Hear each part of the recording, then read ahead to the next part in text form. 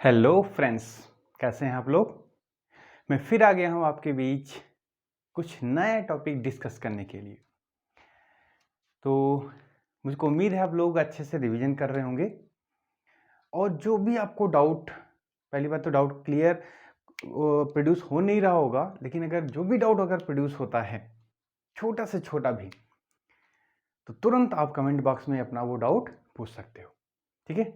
लेकिन सबसे इंपॉर्टेंट काम, जिन्होंने अभी तक चैनल को सब्सक्राइब नहीं किया है उनसे रिक्वेस्ट है चैनल को सब्सक्राइब कर लीजिए, जिससे मैं जो भी वीडियो डालता हूँ तुरंत उसका नोटिफिकेशन आपके पास तक पहुँच जाए। तो आज हम लोग डिस्कस करेंगे, छोटा सा टॉपिक है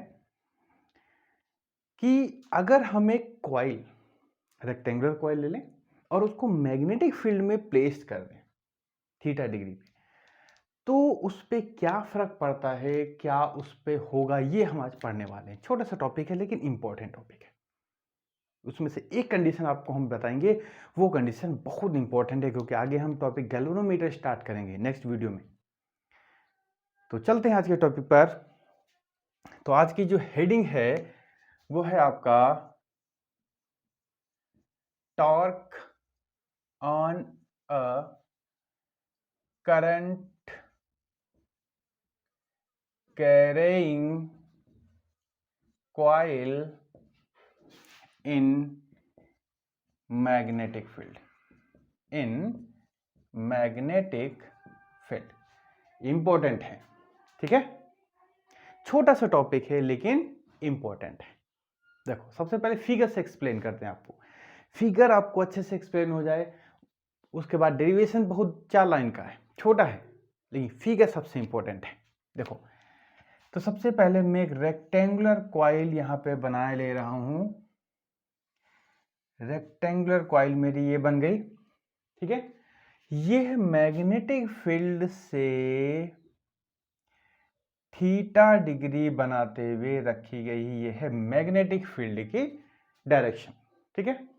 इसके ये जो 2 आर्म हैं, ये तो मैग्नेटिक फील्ड से थीटा डिग्री पे हैं, लेकिन ये जो है भैया ये आपका 90 डिग्री पे है, ठीक है, क्योंकि तिरछा रखी हुई हैं। अभी मैं आपको इसको एक बुक से इसको आपको दिखाऊंगा भी कैसे लटका हुआ है ये, ठीक है। आपको करके भी दिखाऊंगा। इसको नामकरण कर देता हूं, उसको ए बी सी और डी, ठीक है। इसमें करंट भी फ्लो हो रही है भैया, क्योंकि बिना करंट का तो मजा ही कुछ नहीं आने वाला। इसमें इस डायरेक्शन से करंट फ्लो हो रही है, ठीक है। अब यहां पर हम, ये तो हमारी हो गई करंट की डायरेक्शन।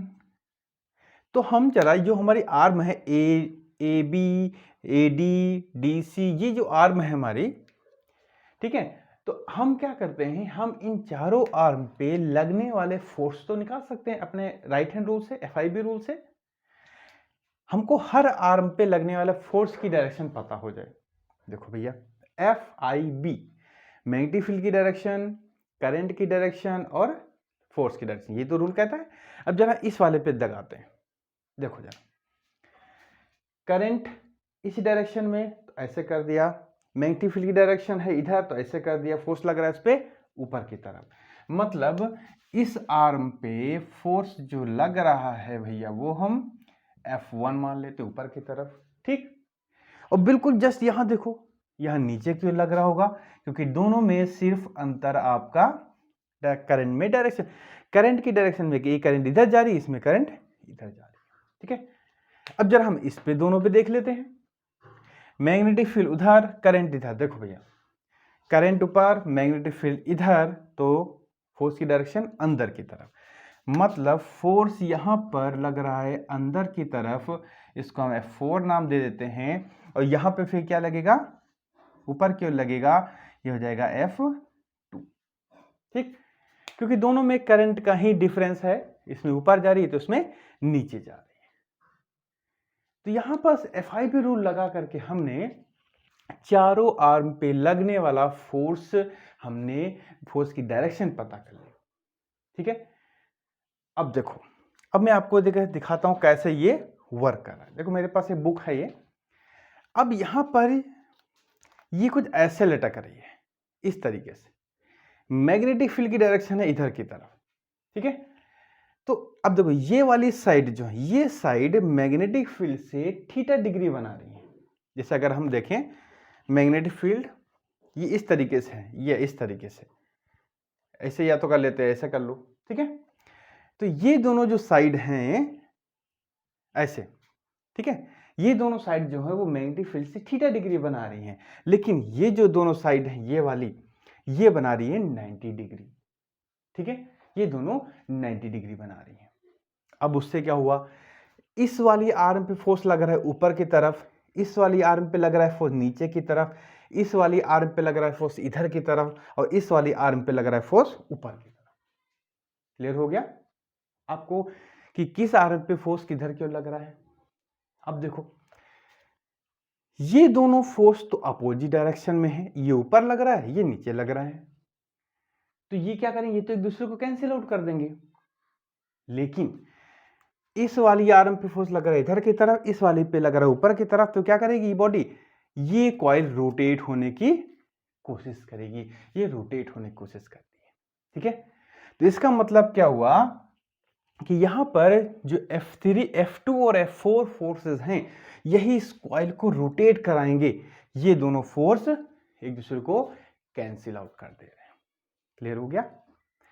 अब लिख लेते हैं फोर्स F1, चलिए इसका नाम तो मेरी, इसकी जो लेंथ थी वो L है, इसकी जो चौड़ाई है वो है B है, ठीक है, लेंथ इसकी L है, इसकी चौड़ाई B है। तो अगर हम F1 निकालें कि अगर AB जो रॉड है B लेंथ की, ये अगर मैग्नेटिक फील्ड में रखी हुई है तो उस पर कितना फोर्स लगता है, मैंने अभी पिछले वीडियो में आपको डेरिवेशन करके बताया था। तो F equal to I,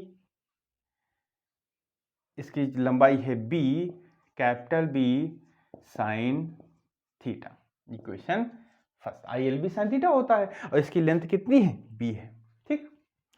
F2 निकाल लेते हैं, ILB साइन 90 हो जाएगा, इक्वेशन सेकेंड, ठीक है। F3 निकालते हैं, I small b capital B sine theta, equation third. F4 निकाल लेते हैं, ILB साइन 90, ये हो गया, ठीक है। ये तो वैल्यू हो गई, बहुत सिंपल सा है।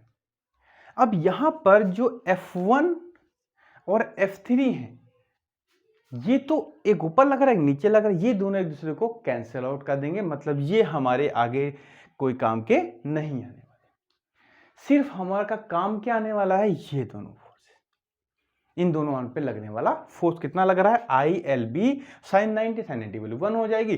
तो फोर्स हमको पता हो गया कि इन दोनों पे कितना लग रहा है, ILB साइन 90 या ILB कह सकते हैं, ठीक है। अब इन दोनों फोर्सेस की वजह से, इन दोनों फोर्सेस की वजह से क्या होती है, ये कॉइल रोटेट होने लगती है, ये कॉइल रोटेट होने लगेगी, ठीक।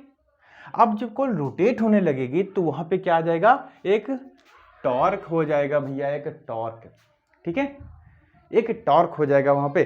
तो टॉर्क क्या होता है, torque is the turning effect of force, ठीक है। अगर टर्निंग इफेक्ट आता है, उसमें टर्निंग इफेक्ट उस बॉडी में आ जाता है तो वहां पर क्या हो जाता है, टॉर्क कहलाता है। तो हमको टॉर्क का तो फॉर्मूला पता है, टॉर्क क्या होता है, force into perpendicular distance, force into perpendicular distance. तो भैया देखो दोनों आर्म पे एक ही फोर्स लग रहा है ना, ये तो फोर्स तो पता हो गया, लेकिन परपेंडिकुलर डिस्टेंस कितनी होगी। अब आप लोग सोच रहे हो कि सर B तो है, this is not a perpendicular distance, ठीक है। देखो जरा, ये है इस तरीके से, ये है आपकी B, ठीक है, ये परपेंडिकुलर डिस्टेंस नहीं है भैया, ये है आपका DC, ये मैग्नेटिक फील्ड के साथ में ये थीटा डिग्री बना रहा था, ये फिगर है ये वाला, तो ये परपेंडिकुलर डिस्टेंस नहीं है, परपेंडिकुलर डिस्टेंस आपकी है ये, अगर हम इसको ई नाम दे दें तो जो EC है this is known as perpendicular distance. हमको EC निकालना है। देखो ये थीटा है तो ये वाला तो भैया थीटा हो जाएगा, ठीक। अब ये थीटा हमको ये पता करना है, ये 90 डिग्री है, ठीक है। तो हमको बेस पता करना है, प्रिंस पता है, तो सीधे सीधे हम फॉर्मूला लगा दें, cos theta is equal to EC upon B। तो EC इज इक्वल टू क्या आ गया, B cos थीटा, ठीक है। तो this is the perpendicular distance, यही हमको यहाँ पे रखना है, ठीक। बस हो गया काम, रख दो वैल्यू भैया, ILB into small b cos theta, ठीक है।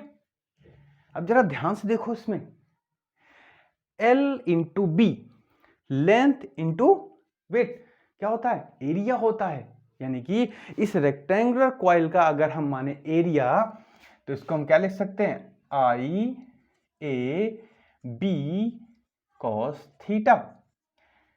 ये हमारा फार्मूला आ गया, where capital A is equal to area of coil, ठीक है।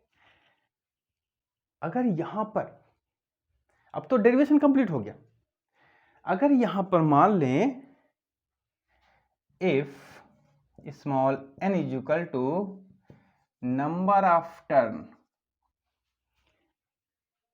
यहां पर ए भाई अभी तो एक ही टर्न था, अगर total number of turn small n है तो इसको स्मॉल n से मल्टीप्लाई कर दो, NIAB cos थीटा, ये हो गया, ठीक है। तो चाहिए फॉर्मूला, ये इसमें नंबर ऑफ टर्न 1 है, ये आपका n नंबर ऑफ टर्न के लिए है, ठीक है। अब यहां पर एक चीज और अच्छी चीज बताने जा रहे हैं, देखो भैया, देखिए इसको तो काम नहीं, इसको तो हटा दे रहे हैं यहां से। देखो ये जो फॉर्मूला लिखा हुआ है यह लिख देते हैं, if capital M is equal to magnetic dipole moment. अगर कैपिटल M हम मैग्नेटिक डाइपोल मोमेंट है, ये होता है सिंबल मैग्नेटिक डाइपोल मोमेंट का कैपिटल M, और भैया ये होता है M is equal to NIA। ये याद रखिएगा कि मैग्नेटिक डाइपोल मोमेंट का फॉर्मूला होता है M is equal to NIA। इसका हमको यहाँ पे यूज करना है, तो फॉर्मूला क्या बन गया भैया, tau is equal to MB cos theta. इसमें भैया ये दोनों फॉर्मूले आपके इंपॉर्टेंट हैं, ठीक है। ये इंपॉर्टेंट इसलिए क्योंकि आगे हम डेरिवेशन इसी से करेंगे, और कभी कभी सिर्फ इसी पे ही एक क्वेश्चन पूछ लेते हैं कि मैग्नेटिक डाइपोल मोमेंट होता क्या है, ये फार्मूला बताइए। तो M is equal to NIA, और मैग्नेटिक डाइपोल मोमेंट के टर्म में टॉर्क का formula tau is equal to MB cos theta आ जाता है, ठीक। यहां पर अब हम सबसे भैया इंपॉर्टेंट डिस्कस करने जा रहे हैं case first, if theta is equal to 0, if theta is equal to 0 तो cos 0 की वैल्यू क्या होती है, 1 होती है। तो यहां जरा रखो भैया, तो टाउ क्या हो जाएगा, मैक्सिमम MB। मतलब अगर कॉइल हमारी मैग्नेटिक फील्ड में इस तरीके से रखी जाए कि वहां पर जो थीटा ये बन रहा था वो 0 हो, मतलब मैग्नेटिक फील्ड के पैरेलल में रख दो आप, तो जो कंडीशन आएगी वो आएगी मैक्सिमम टॉर्क की, मतलब इस कॉइल पे उस समय मैक्सिमम टॉर्क लग रहा होगा। तो भैया ये पर्टिकुलर जो कंडीशन है वो कहलाती है रेडियल कंडीशन। ये वेरी वेरी वेरी इंपॉर्टेंट वाला केस है, पूछा जाता है कि रेडियल कंडीशन क्या होती है, ठीक है। ध्यान रखेंगे, रेडियल कंडीशन वो कंडीशन है जब हम कॉइल को मैग्नेटिक फील्ड के पैरेलल में रख देते हैं, उस कंडीशन में वो कॉइल मैक्सिमम टॉर्क को फील करती है, ठीक है। और भैया यही चीज गैल्वेनोमीटर में यूज होती है, ठीक। दूसरा केस, अगर थीटा 90 पुट कर दो, मतलब अगर हम कॉइल को मैग्नेटिक फील्ड के परपेंडिकुलर में रख दें तो cos 90 की वैल्यू 0 होती है, तो टाउ क्या हो जाएगा 0। इसको मिनिमम भी बोलते हैं, ठीक है। तो इसमें मतलब जब टॉर्क ही नहीं लगेगा तो क्या घूमेगी ये, ठीक। तो आपका ये फॉर्मूला इंपॉर्टेंट है, ये फॉर्मूला इंपॉर्टेंट है, ये केस तो बहुत ही ज्यादा इंपॉर्टेंट है, इसलिए इसको आप लोग ध्यान रखेंगे, ठीक। तो ये तो आ गया भैया आपका पूरा डेरिवेशन। कहीं कहीं बुक में आपको यहां पर साइन टर्म भी मिल सकता है, यहां पर कहीं कहीं लिखा मिलता है, लेकिन साइन क्यों लिखा होता है इसका लॉजिक बताते हैं। देखो यहां पर ये जो थीटा है वो है इस कॉइल की एक साइड और मैग्नेटिक फील्ड से बनाया गया एंगल थीटा, ठीक है। अगर हम यहां पर एक परपेंडिकुलर ड्रॉ कर दें, एक परपेंडिकुलर ड्रॉ कर दें जो उस कॉइल के प्लेन से 90 डिग्री का एंगल बनाए, ये एंगल कितना है 90 डिग्री। ध्यान से समझिएगा बात। अगर हम एक लाइन ड्रॉ कर दें, देखो जरा फिर से आपको एक्सप्लेन करते हैं। यहां पर ये जो लाइन थी ये है भैया आपका, ये एंगल बन रहा था आपका थीटा, ठीक। अब यहां पर अगर हम इस प्लेन पर एक नॉर्मल ड्रॉ कर दें इस तरीके से, तो ये एंगल हो गया हमारा 90, वही हमने यहां पे दिखाया, ठीक है। अब ये जो नॉर्मल है, ये जो नॉर्मल है अगर मैग्नेटिक फील्ड से इसका हम एंगल देखें, अगर हम इस नॉर्मल का मैग्नेटिक फील्ड से एंगल देखें तो मान लेते हैं ये अल्फा है। क्या है भैया ये अल्फा है। ये दोनों एंगल आपको समझ लेने हैं कि अगर आपकी कॉइल की एक साइड और मैग्नेटिक फील्ड से आप एंगल देख रहे हो वो थीटा, और अगर उस कॉइल पे आप परपेंडिकुलर खींचते हो तो वो परपेंडिकुलर मैग्नेटिक फील्ड से जो भी एंगल बनाएगा वो होता है अल्फा। तो हम इसको ऐसे भी तो लिख सकते हैं भैया, देखो इसको हम ऐसे भी लिख सकते हैं, यहां पर देखो थोड़ा सा इसको मिटा दें, देखो ठीक है, इतने में आ जाएगा। देखो तो इसको हम ऐसे भी लिख सकते हैं theta plus alpha is equal to 90, ठीक। थीटा प्लस अल्फा, बस इतना समझ लेना है थीटा और अल्फा क्या है, इसमें कंफ्यूजन नहीं होना चाहिए भैया। थीटा है आपका कॉइल की एक साइड और मैग्नेटिक फील्ड की डायरेक्शन से बना हुआ एंगल, और अल्फा क्या है उस कॉइल पे खींचा गया परपेंडिकुलर नॉर्मल जिसको बोलते हो, वो नॉर्मल मैग्नेटिक फील्ड से जितना भी एंगल बनाता है वो होता है अल्फा। तो दोनों को ऐड कर देंगे तो 90 आ जाएगा।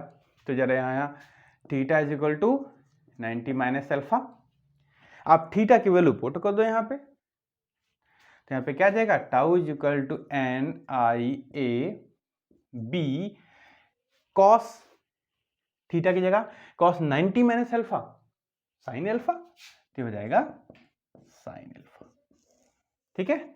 इस तरीके से अगर हम यहां भी पुट करेंगे तो टाउ इज इक्वल टू आ जाएगा एम बी साइन अल्फा, ठीक है। तो ये आपके साइन के टर्म में आ गए, ये आपके कॉस के टर्म में आ गए। तो बस आपको ध्यान से ये देखना है कि यहां पर फॉर्मूले देखो एंगल दोनों के अलग अलग हैं, ठीक है। आपको बस ध्यान देना है कि कौन सा एंगल आप ले रहे हो, फॉर्मूला ये भी गलत नहीं है, फॉर्मूला ये भी गलत नहीं है, क्लियर। तो कंफ्यूजन नहीं करना है। अगर आपको ये चीज नहीं समझ में आती है, मान लो आपको लग रही नहीं है गड़बड़ है यार, तो कोई दिक्कत नहीं है, आप यही फॉर्मूला याद करो, कोई गड़बड़ नहीं है, ठीक। तो आज के वीडियो में हम लोग इतने रखते हैं। नेक्स्ट वीडियो आपका बहुत ही गजब का होने वाला है, गैल्वेनोमीटर फुल टॉपिक, पूरा गैल्वेनोमीटर आपका एक ही वीडियो में मिलेगा। तो हम लोग आज के इस वीडियो में इतने रखते हैं, नेक्स्ट वीडियो में फिर मुलाकात होती है। तब तक आप लोग अपना अच्छे से तैयारी करिए, जो भी कंफ्यूजन हो विदाउट हेजिटेशन पूछिए, और जिन्होंने चैनल को भैया सब्सक्राइब नहीं किया है फिर रिक्वेस्ट करता हूँ चैनल को सब्सक्राइब कर लीजिए, जिससे मैं जो वीडियो डालता हूँ उसकी नोटिफिकेशन आपके पास तक पहुँच पाए। ठीक है, फिर मिलते हैं भैया नेक्स्ट वीडियो में, तब तक के लिए take care and bye bye.